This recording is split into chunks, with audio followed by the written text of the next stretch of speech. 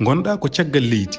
aɗa yiɗi leydi galle walla ni gollade e Sénégal Global Invest SK bismimama jeegu tereji jogiiɗi kayitaji laaɓɗi galleji moƴƴi biroji juutɗi nokkuji demateeɗi Global Invest SK ina waɗa hen ko weɗɗa luugol galleji e nokkuji joɗɗi ko gollal ngal Global Invest SK seedana Global Invest SK ko wallude e wallodirde e ɗanniyankoɓe no koɗiri eno ɓamtori e Sénégal kala jiɗɗo hebde hen nokku Global Invest SK wi wodat ko nanuɗa e ngalu ko heddi ko aɗa yoɓira seeɗa seeɗa ha nde gasnuɗa keɓa nokkuma kala jiɗɗo jokkodirde e mabɓe yo noddu e 00221 78 457 05 50 Global Invest SK ha yo jam ari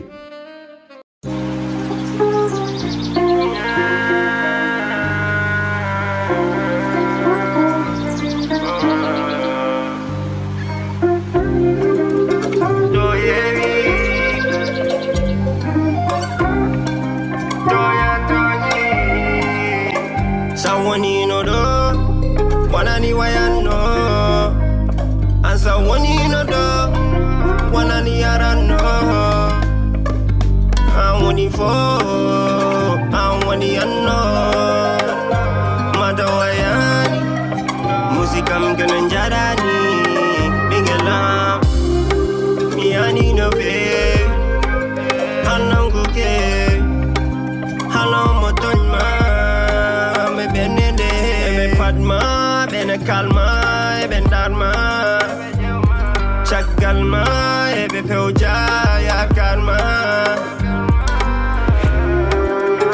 do yewi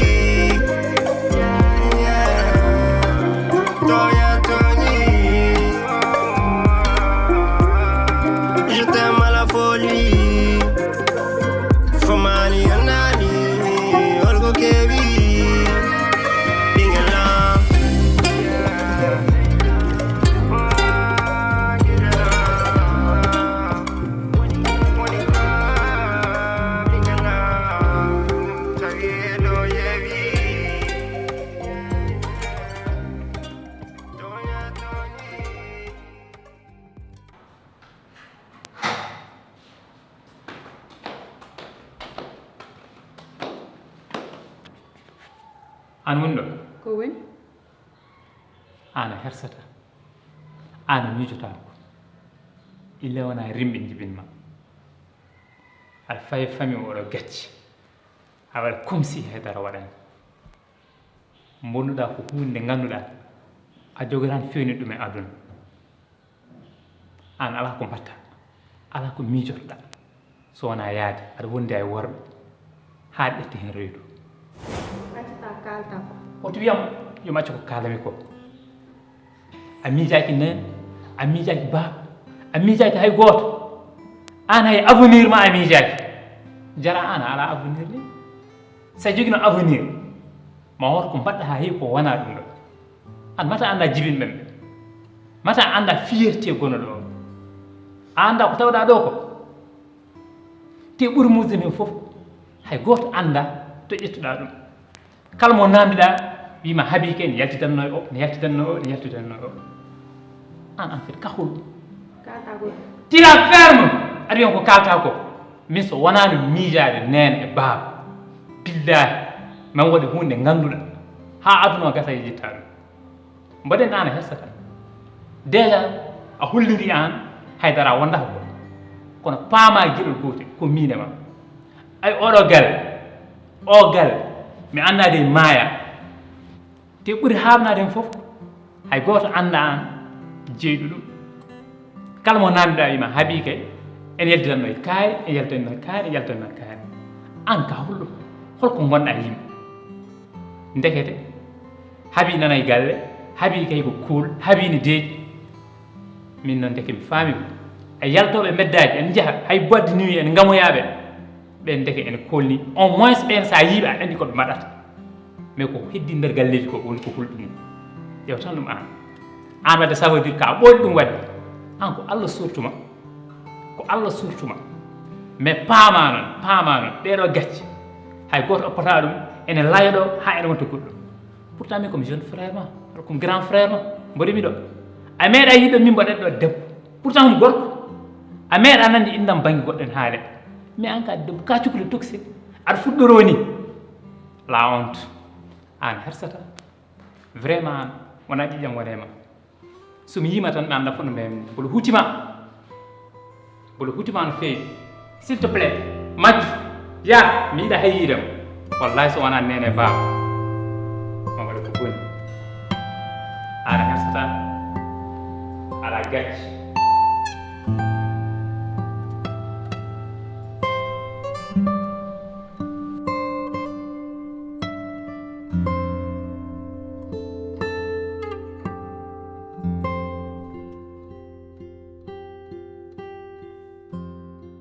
o moni ko jasɗo o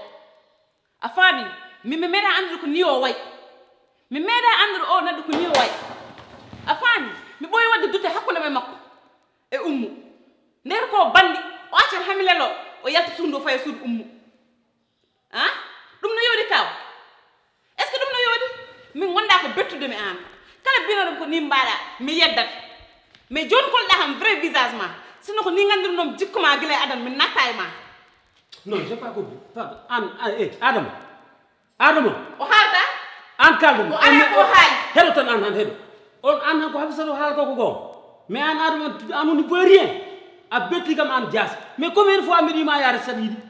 Pourquoi ana wada dum non? An tu es irresponsable. Mais non ay du toi ka ay dum. Ay ko mbada ko. Andu ko an non di ma yitu parce que je ne suis pas responsable.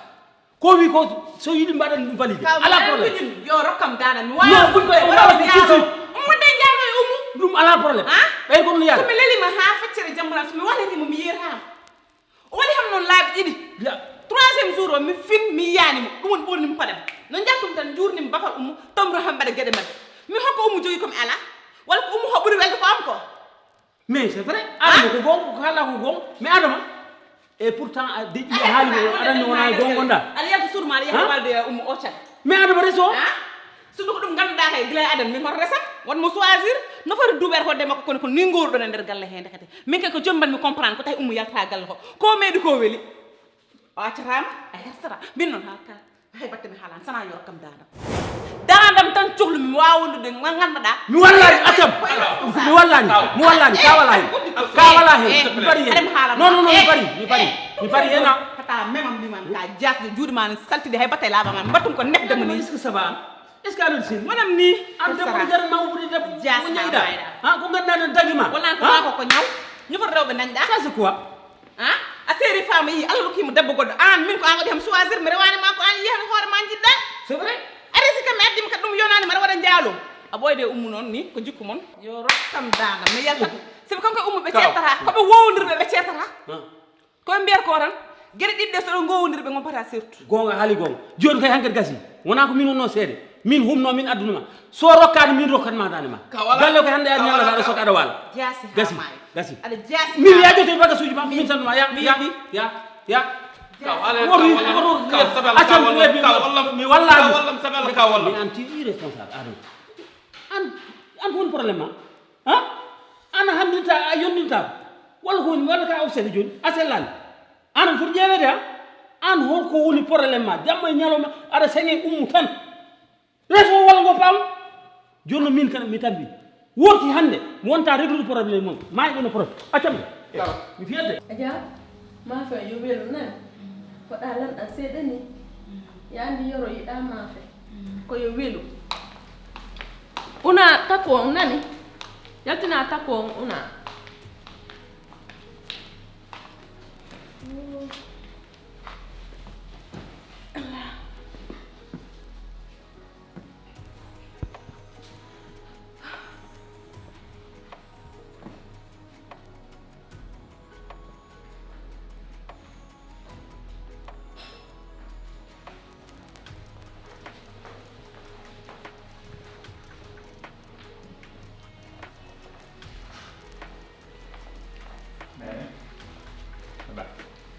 Sawa?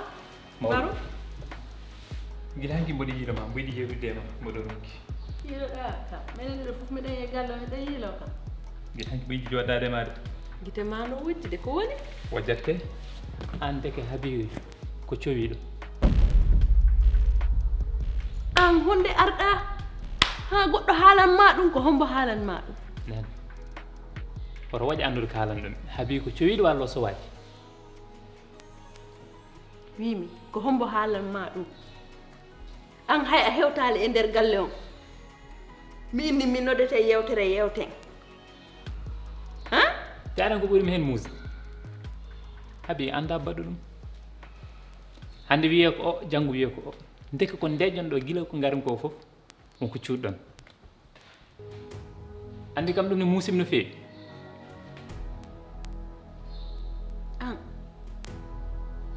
ko honde hewtuɗa ha neɗɗo haalan ma ɗum. Baru an kori jang. Ha? A jarama mi wawa wonde ɗo. Baru? Baru? Pitta hande o ndey komi sooba yakkeje. Hande. Pitta! Kaw o moni o suusa yeddude ko kaalammi ko. Ñina fof o accat ko hami para bogo suujam, hami feende cuuro yujam e galijam, o yalto foya o wiyama o mana yahomo lelniya bébé Aïcha. Te wona ko bébé Aïcha o lelniyata o foyata ko suudu ummu o naatoya toon. Gotorol ngol tawmami ko mbiɗa ham aɗani yahata leliya bébé Aïcha nanmi suudu bébé Aïcha tawmi toon bébé Aïcha goto wadde jippimi less mi tawanimo less ngabbinmi dow tawmomi suudu ummu kaw ɗum ene yooɗi. O kiram tan wondi ala ko wondi ko ɗum sona kiram ko bébé Aïcha tan wona hirde. Bébé Aïcha wona gonga kaw mbaɗa hersuma noon. E joni gasi heɗum ga an Adama est ce que ça va dans ta tête? Adama an ko woni problème ma? Chaque jour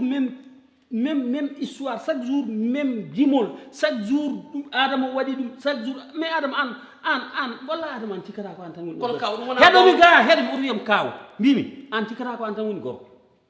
Quel est ton problème? Hein? Ñande fof même problème min haali jamma mi haali ñalawma mi siri dow mi sammi less chaque jour mi haalat hami maaya an mana nan tan hein? Mais c'est pas possible. Est ce que même Adama mo ganndom hanki e hecci hanki kañ woni ɗo an est ce que a wostaka e hakkunde wona gonga kaw kanko haali ko ɗo ala hen ko woodi ko kiram tan woni sunoma no feewi kono no konko tahar mi yetto ɗon o kaw jour goto min naati toon ɓe jejjiri uddude damal ngal wonno ko keppunoɗo kaw nanmi toon tawmomi dow ummu o suusa yeddude so yetti mi yaltinanma preuve aji ɗi fof nanɗo mi filme mu mais min teyi a suusa yeddude min teyi a haalani gonga ko min teyi an teyi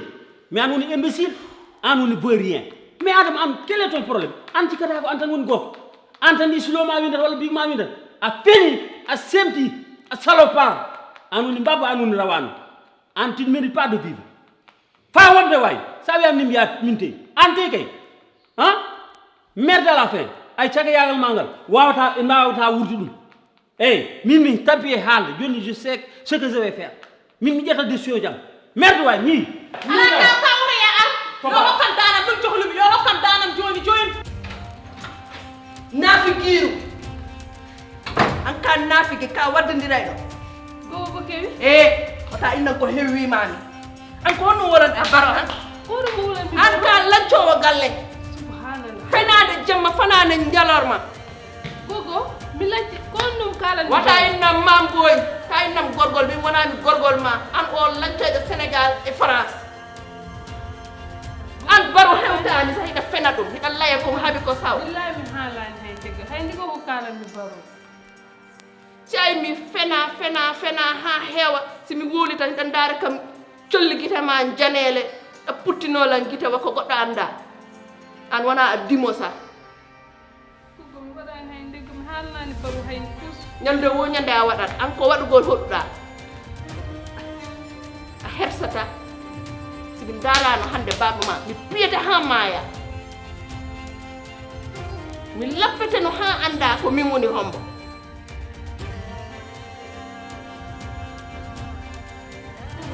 mi waɗani mi haalnani baro hay ndigo ko kalan min bo mi hollete min komi soobayenkejo an min e ma e o galle a wona e neɗɗo cipiri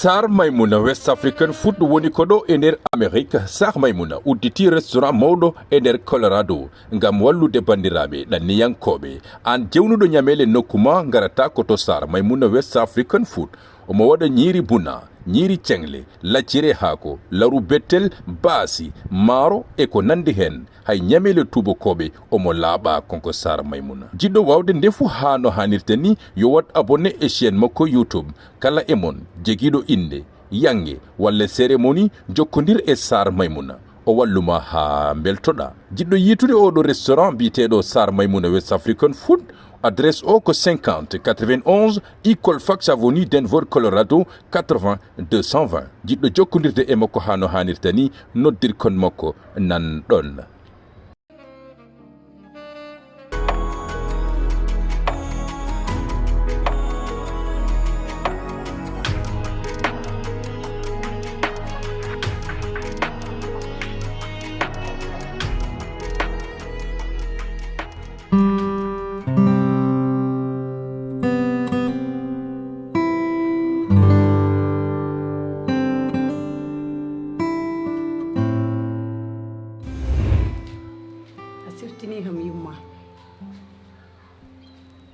ñalawma hannde o ene waye yam ɗon ñalawma julde taski ni mbami kono cuwaɗo e beelel aljanna fedde amen fof min e yumma ɓuuri hen wonde sehilaɓe kamin nayode kono kamin kaldata ko kamin baddata ko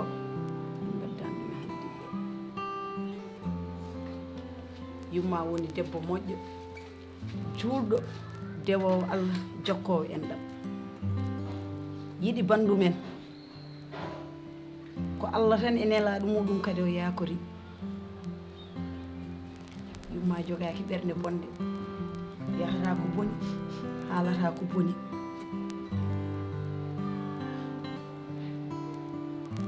nde yumma yalti aduna teeli mi serte giɗam serte bandam certume jewtidiɗam certume kalditiɗomi gila nden gongolam mi man leydi ko jiiɗami hande ko gilam harte haabi habinde min goni sukaɓe andi ɗum hattane wiyatnomo ko cukalel hoore nda uuji anda bonande mbiɗa andi anan nenam ko on neɗɗo goto gonɗo ɗo par ce que le fait que mi arɗo mi yimaɓe ɓernam yahata mum ko ɗum tagi ñande fof mbiɗa arɗo pour ƴewde leydi mani seeɗe ndi leydi jaɓi guerte koni ko ndi leydi jaɓi guerte ndi leydi mani seeɗe ɗi sette ndi leydi wonko mofti est ce que ñande on batten est ce que jooɗoytoɓe sernaɓe no waɗa ɓe mbiyani ɓe mbaɗani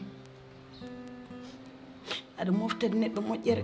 deke moftanma ko bonande ɓirana neɗɗo kosam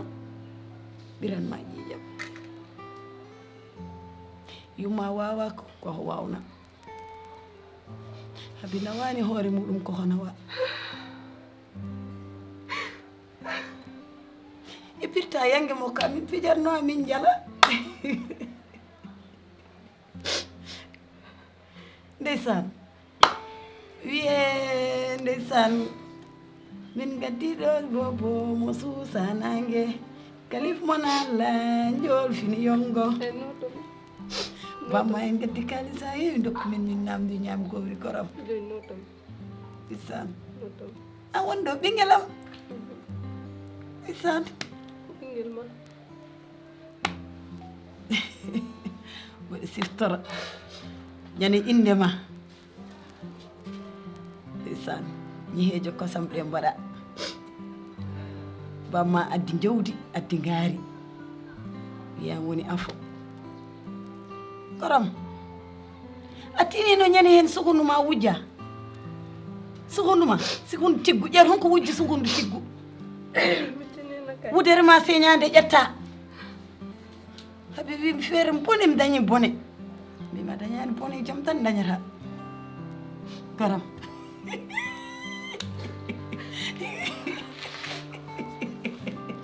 gertegal waɗa e balɗe tan ummi wimboɗon joni notam anen mbatten gertegal yara gertegal waɗa e barɗe tan hiɓɓe tan hiɓɓude o wiya tan mboɗomi joni heɗom goggo heɗomi joni min ara mi yaha nani ñande fof mami ɗo abdoni guddi sukun tiggu ɓe jaadi hen wuta señade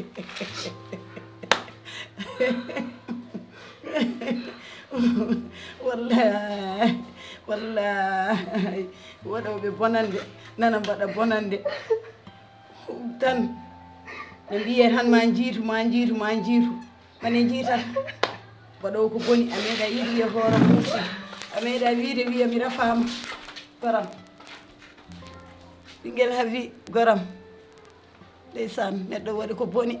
ha dawa maaya taw yiitata ay nanata wiya hoore muusi a nanata wiya mi fawngi a nanata ko boni yana e muɗum waɗowo ko boni nan waɗa ko boni tan ne fijana deeɗa ne waɗa beelamo muɗum wiye ko wone lahal ma juuɗe yiituma nde juuɗe jiitata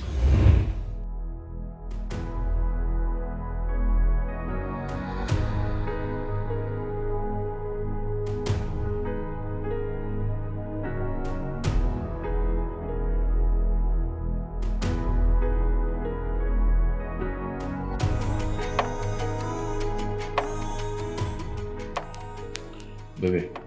vraiment ɗeɓal fof mbiyino jewten e sujet goto kadi par manque de temps yajinci kadi waddema dérangé ko ɗum wonno mi yiɗano dillindema e wonde sayiji e probléme hakkuma e ñande vraiment acte mo waɗɗa o mi weltimi hen feewi saabu ɗum mi wima ya deƴƴu tan deƴƴuɗa ɗum wattami renvoyé e ñande jewten e pisno no gasa siftor mi winoma qualité ji ƴewnuɗi e debbo foof vraiment mi yiɗumima wadde hande so mbimo deƴƴu tan a deƴƴi contrairement e ɗum vraiment ɗum hollirta moƴƴere nde ƴewnomi e ma e needi kadi e respect kadi no ƴewnomi e ma ɗum noon ko mbiyami ko tan ƴiƴam ɗam ina wuli kanko omo heewi hadar waɗi anne il faut ko mbaɗami comprendre fami ɗum waɗi saaha foof omo haalo kono wona neɗɗo gonɗo saabu kilimi gonde galla fayde hande min pera dañjude probléme min e makko vraiment omo waɗi kam respecté omo respecté bébé Aïssa kadi omo toppiti kam no feewi annene basitomami tan ko ya wallitoro kadi muñal no feewi inchallah hakkude ma e makko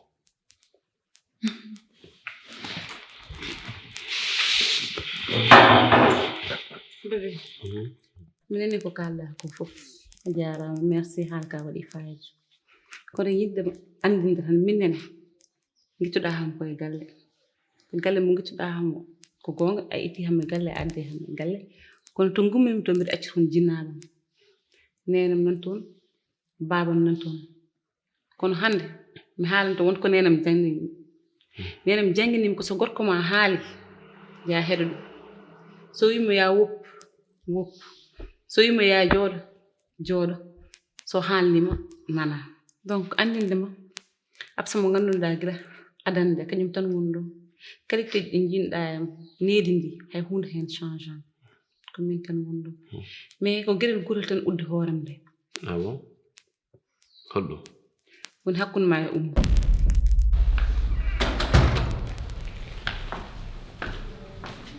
chéri Ouais. ko paɗa Yaltat seeɗa on to jahanmi. Ko woni? nde sokolnoma yewterede Ɓaɗa ko jam? ko jam tan kono yahu si ari jewten Ah, non. Ɗum kay a wi kam noon kay hay somi yehi to paami to hakkilam deejta. Ina jari joɗde wala? siɗa yiɗi joɗɗen siɗa yiɗi daroɗen Ah, ɗum hetto wadde? daroɗen tan neɓani Ok. binta Ko woni? binta baro hewtani e nder galle on sa leyna ɗum kala ko woni e nder galle o haalani ɗum haawi koko saawi e goɗɗi binta o kori ɗum ko jam Et il y a quelque chose de mal là-dedans. On ko woni hen ko fewani ou bien? Binte. So haalni baro ko heewi galle o ko. Baro koye galle o jeeya Oumar ou bien Oumar kam jeeyaka e galle o walla ko surga e galle o ou bien ko nangaɗo ko gardien ou bien ko quelque chose ko ganduɗa haalde nde ɗum baro ko musiba ou bien? min kadi mi andu baro faw bagage tan no fena ɗum o woppa ha o dala seeɗa sa min mi yewta e makko mi haalanamo kono kanko o ari tan ratatatatat binta o ko fenowo han ala attends ko haali ko woodi walla woodani? ana faranay mo Non, wona question de jingande o ou bien jingande oya mbimi ko haali ko fende woni ko haalde ko wonani ou bien haalde ko wooɗani ɗum woni neɗɗo o feni mais kaalɗo ko woodi ça s'appelle pas fende wi ko haali ko peut-être o yiida a yiiɗa o haala ɗum et je vois pas min ko woni hen bonande par ce que ko ganduɗa ko d'ici peu de temps aduna o fof tinat ɗum haɗa mum dañde Binngel par ce que so yalti ɗo leegal ngal fof ma andu oɗo ko reedu donc pourquoi dire que way jewde tout le mal e nder binta sabu hol ɗum binta haalni ɗum ɗon à chaque fois mi haalanma arrête de voir tout le mal e caggal binta ou bien kala ko kewi ko binta en fait c'est ça qui fait que a wawa ni calculer galle ma et tout et regarde comment tu donnes l'importance de binta haalde e baro ngabba ha dow wayi ka jaltudo mi sikki ko goddum kalata o timdi ko wayi ko fen non wona fenande je suis désolé mais wona fenande et puis baro wona koɗo e galle o koye galle o jeeya so binta woni afo gorko afo debbo baro ko afo gorko non seulement loolu kamɓe foti partage e kamɓe ɗiɗo ou bien a yiiɗa o haalda e baro ah min mi añani ɗum kono pay ko a réguilat no woodi piiji ɗi annduɗa hoorema simo ko ɓa no woni e galle kañum duwa ɗum régilde kono pay kom keccum ɗemgal ngal no waywa laalo tan ko andi fof haalat ha min mi susta wona binta pay kom keccum wona e galle no reena galle ɓuri mawɗo jooɗiɗo no ndaare galle mum ha musiba no naata e galleji je suis désolé koye laawol ngonmi mi yiɗa amen luutodira mi s'il te plaît ces genre de détails de trucs de je sais pas et puis baru koko foti tinde ɗum tini ɗum y a pas de mal dans ça jafoɗa kam s'il te plaît.